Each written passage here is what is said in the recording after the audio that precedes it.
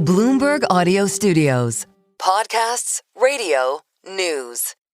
Olivier, great to see you again. I think it's been a year since we last spoke. Yes, good morning, Romaine. Welcome in Bloomingdale. Absolutely, and I think the last time we spoke was also, of course, the big window unveiling that you do every year here at Bloomingdale's flagship store in Manhattan. And this year, of course, it's a big takeover, big partnership that you've had all year long with Burberry. Yeah. Oh, we've been working for a year and a half to build this partnership and to make that happen.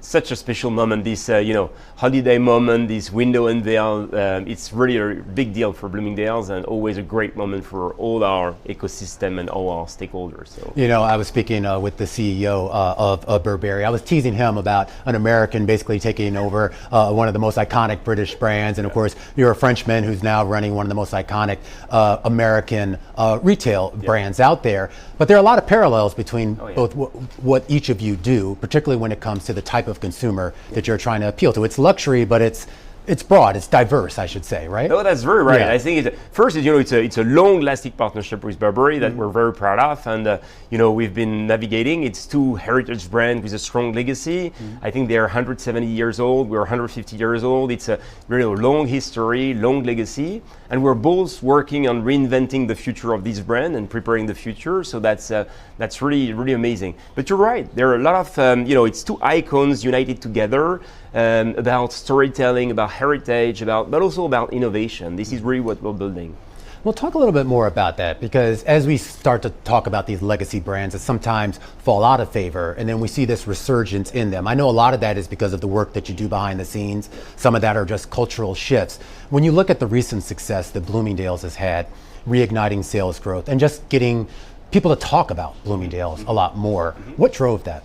I think it's really about coming back to the origins. What we want to build right now with the team is actually rebuilding the next golden age of Bloomingdale's. We heard a lot about Bloomingdale's in the 70s, in the 80s, where it was really the place to go. And actually, right now what we're trying to build is really recreating this destination, Bloomingdale's. And we're an icon, but we have to reinvent ourselves. It's also what Josh is doing with Burberry. This is what we're aiming to do at Bloomingdale's, with one key focus is actually enhancing, bringing back customer experience, customer delight in our stores, and really based on building relationship, connections, etc. This is what is making us different. So what do you want your stores to be, and not just the flagship? I know the flagship is always going to be the jewel. It's always going to have the best of everything. But as you look at your stores around the countries, the ones that are in smaller cities, smaller markets, what do you want those stores to be?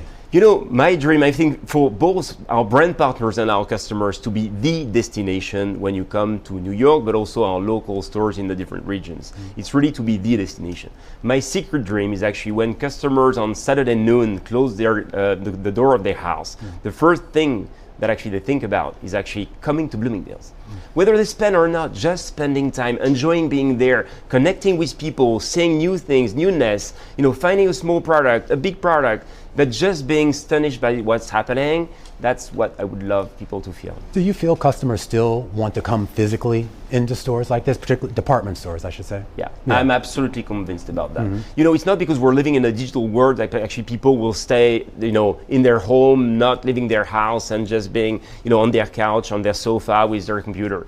I think people need connection. They need relationship, even more than before. Now that we have these, digital devices and all these social medias, etc., I think people seek for relationship.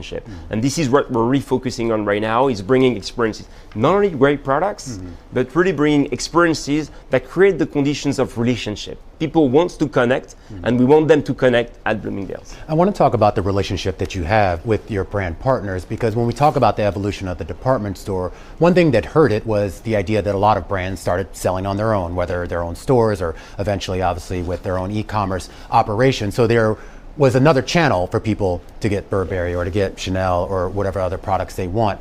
But you've still maintained those partnerships in a very strong way. And I am curious as to what the balance is in making sure that those dollars flow through Bloomingdale's. Romaine, historically, I think over the past probably 30 years, I think particularly US department stores probably lost a bit their DNA, and probably, the strategy of the department stores and the strategy of the brands probably diverged a bit.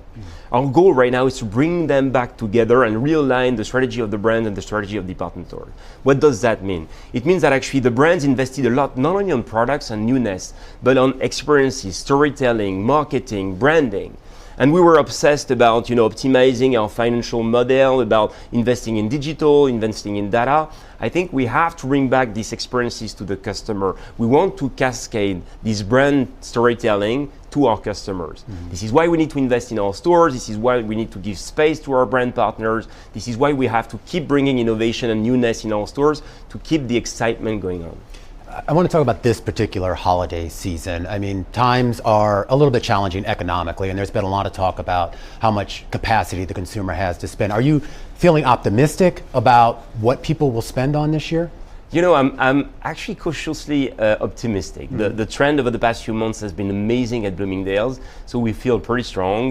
We feel pretty strong about our customers' feedbacks, about our partner feedback, about the current trend that we're experiencing, and we're building such a great event for this holiday season that we're convinced that it will resonate very, very well with the customer. The customer now, 3 years ago, was all about luxury, high luxury, etc. We can feel that customer changes, behavior changes a bit more to high-low, to contemporary, to luxury. And you know what? This is exactly what Bloomingdale's is about. So we feel very, very strong about this holiday season. How are you anticipating having to have any sort of meaningful discounts sort of above and beyond what would be normal for the holiday season? This is not what we're planning. I think we feel very, very strong about the storytelling that we're cascading, about telling the story of the brand, telling the story about this happy together, about these activations we're bringing in the store. The excitement, the vibration, the energy in the store is absolutely amazing, and I'm convinced that actually it will resonate very, very well with what customers are expecting for this holiday season. This gets to the idea of what exactly you're selling, because when I hear you talk, you don't seem like you're selling a product. You're selling an ethos or a lifestyle or whatever you want to do. And that's got to be difficult because you're also selling something that can change, in a minute. Customers just decide they want to feel something different. So how do you do you keep up with that? Do you follow them or do you try to lead? Yeah, I think that's a great point. We're selling products first. Yeah. But I think it's how we're selling this product that matters. I think the selection that the buyers and fashion directors have done is absolutely amazing. We have curated gift shops, with low price point, high price point, with the trend and newness, etc. They spent a year actually selecting the right products. And I'm very, very proud about the exclusive products, about the selection that we've made, because I'm convinced that actually there's something for everyone at Bloomingdale's. It's also what's making Bloomingdale's very special compared to other department stores, is actually I truly believe that actually everyone can find something to buy and to gift at Bloomingdale's. But you're right, our job is to be always at the edge, always finding the new trends, discovering the new trends. Our teams are flying the world to find the new upcoming trend and to bring it to our customer. New brands, small brands, big brands. It's very important that actually we keep bringing this trend because it's exactly what our customers are looking for. I'm curious with some of the newer brands, the upstarts that are looking to sort of break in. I know certainly here at the flagship, just walking through it, I've seen you've embraced a lot of, what would normally be obscure brands and sort of brought them to the public's attention. How do you find those folks? Do they come to you or do you sort of search them out? I think this is where there's two things. I think this is where we have to open to a world. When you're talking about just being American, leading an iconic British brand, and me being French, I think right now it's actually the market is global, and it's very important that we keep our eyes wide open on what's happening in the world.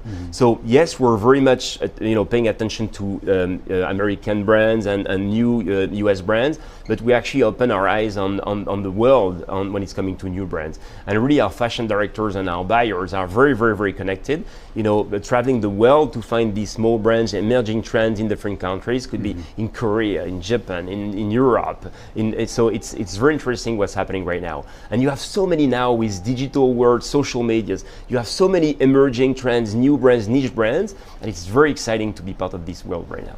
Is there a sense when we talk about the reemergence of Bloomingdale's in terms of its sales growth, that is sustainable long-term based on the current strategy you have in place? Absolutely, because it's not a short or small event that is happening right now. It's actually we're working on the underlying strategic pillars that actually are bringing these growth. What is coming about when we're talking about great brand and great product selection? What is coming about customer experience? What is about top customer relationship that we're building right now? All these fundamentals and great marketing events, we're working on what is making Bloomingdale special and more relevant on the market. We're not working on a trend or a short-term trend. It's really with a long-term vision about building this new golden age of Bloomingdale's. So getting great products with a great environment, with great marketing activations, and building amazing relationship with the customer, I think that is for ever. Who do you think is your primary competitor? We have actually, right now the competition is multifold. When you think it could be, pure players online, small DTC brands, it could be social media, social commerce. Of course, traditional department stores are part of that. So it's an ecosystem. But it's important not to be too spread and unfocused, looking at too many players. We're very clear on what is our vision, what is making us different, and where we want to go. And this is what really matters. All the energy, all the teams, and all our partners right now are actually working with us to achieve this vision that we're having for the future of Bloomingdale. What's the balance between retail, selling in the physical retail stores, and your e-commerce strategy? I think it's very complementary. For me, of course, digital will keep growing. It's a fast-growing channel for us, and it's been the case for many years. I think we are seeing more and more transactions happening online. But for me, Romaine, the best way to actually invest online is keep investing in the stores. The best branding investment we can make as a department stores is investing in the store. When you close your eyes and you think about your best Bloomingdale experience, you will never think about a box in front of your door. You will think about a moment in the store where you found a great product you weren't expecting, sold by someone that actually, created a relationship with you, and you had such a great moment. That's what is the best investment for us in terms of branding, in terms even about digital investment. Because that's something that's always intrigued me, because the e-commerce experience by default is basically transactional. Most people do it for convenience, and going into a store much more experiential. Either you want the help or you want just the feeling of being able to browse and just find what you want by happenstance, which is a little bit different as to what people do online. They usually go on with a very specific purpose, looking for a very specific thing. Those seem like two kind of completely different businesses. I think these behaviors are changing a bit. Now people are browsing, exploring online. They want also some inspiration. This is why also we're evolving our digital platform to be a bit more editorial, more inspirational. And then it's very complementary to the store experience. What matters is to have a perfect alignment between your digital platform, social medias, e-commerce platform, app, and your physical experience. That's what really matters, because it's part of the same story. So people are browsing, looking online, then coming to stores, sometimes shopping in the stores, sometimes shopping back on the online, but it's a very seamless experience, and this is really what matters. Obviously, in the holiday season, a lot of attention gets showered upon Bloomingdale, primarily for the window unveiling and everything else. Once the holidays are over, how do you sort of keep that momentum going? I think, it's yes, holiday moment is a special moment. And when you love department store, you love that moment. This is the moment where actually customers, brand partners, colleagues are all together and celebrating this great moment. This is the peak season in terms of sales, but this is the peak season in terms of experience, in terms of joy, and this is what we want to bring to our customers ultimately. We're selling products that people don't really need, so they feel good, and we want them to feel good. So it's such a great moment. But actually the momentum that we're saying didn't start for holiday. It started, months and years ago, and we just keep the pace right now. So we have new events, we have new marketing activation that are coming, we have new brands coming in the store right now, we have new ideas. So I think it's just a kickoff of what's coming, and 2026 is going to be a great year for Bloomingdale's. I want to just talk a little bit about the window displays, not only what you're doing tonight for the big unveiling, but year round. I mean, you obviously have a nice rotation over the year, and I know people who will deliberately make sure they walk down 3rd Avenue or Lexington Avenue out of their way on their way to work or wherever, just to see those windows. Where does the inspiration for that come? Is that a decision that you are involved in making, or do you leave that to your creative team? No, I think our creative teams come, each time they're coming, with 4 or 5 ideas, and we have a creative committee, and we select what are the most relevant one, because it has to, to be relevant for our customers. It has to be relevant from a product and assortment perspective, because we want to bring exclusive products, collabs, etc., which is very important to create more differentiation. It has to make sense from an activation, energy, vibe, etc. It has to be in the moment. It's a complex process, and we're involving all different functions of the company. It's a 1.5-year process. We already know what's going to happen in 2026. We're already working on what's going to happen in 2027. So it's a long and very exciting process. I haven't had a chance to see the windows for tonight. I assume you've had a sneak peek of what's behind there. What gets you excited for what we're going to see tonight? I think it's really, what making us exciting is actually, so the moment's going to be unique. So it's about music, joy, and being together. That it's really important. That is really what we're celebrating, especially with what's happening in the world. With some tension, we think that actually this happy together moment, holiday that we're building is really meaningful for our customers. These windows are very, very special because we know we're an iconic building in New York and really want people to come see what's happening at Bloomingdale's, in the windows, on the facade, and then check here what's happening where we are with the Burberry Carousel and all the newness that's happening in the store. We started the renovation of this building a couple of months ago, and you can start to see coming to life right now on the shoe floor, on the luxury ready-to-wear floor. We have much more to come, but you can start to feel what's going to be the future of Bloomingdale's in 59th Street. Well, what is that? I've seen some of those renovations. We should point out for our viewers, the Bloomberg World Headquarters overlooks Bloomingdale, so I can look out our window and see that construction. What is that space supposed to be? We want to, on this one, we really want to build the best department store in the US. It's a humble ambition that we want to achieve, but it's really bringing Bloomingdale's to the international standard of department stores. Really creating a destination, not only for US and New Yorkers or US shoppers, but for international shoppers. We want them to come and check what's happening at Bloomingdale's. And this is exactly with this vision that we're renovating this 59th Street flagship. So we started from the top, shoe floor, with then now luxury ready-to-wear, and you're going to see it's going to be like a total reinvention of the codes of Bloomingdale's. So we are not forgetting the legacy and what we used to be, but it's really bringing this flagship to its new era. So that's going to be very, very exciting, and we have more to come. We also have more brands coming in. So we opened like Louboutin 4 weeks ago. We have a big new opening at Chanel, a duplex townhouse that we're going to build in. We're building in this building, and just opening today. That's very, very, very exciting. All right. Well, Olivier, you've done a lot so far. I know it's a busy time for you, and congratulations on everything that transpires tonight and into the holiday season. I don't know if you made your wish list yet for Christmas. Anything on your list? Absolutely, but I think the best for me would be like the joy in the business and everything that's happening and everything being happy together. That's really what we want to do. All right. Thank you, Romaine. Thank you very much. Happy holiday. Happy holidays. Thank you. Thank you.